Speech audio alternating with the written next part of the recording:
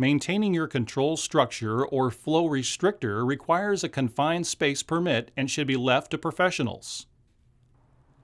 However, it is good to familiarize yourself with this key part of your stormwater facility. A control structure helps to slowly meter out water during rain events. Control structures can collect sediment which can block pipes, so it's important to inspect it annually. It is typically located after the outlet and before the discharge point. Look for it near the end of your facility. A professional will use a lid puller to remove the manhole cover to inspect the pipes inside and look for plugged openings and broken fasteners. Anything floating inside the manhole also indicates a defect. They should make sure the structure is intact and securely attached to the manhole wall.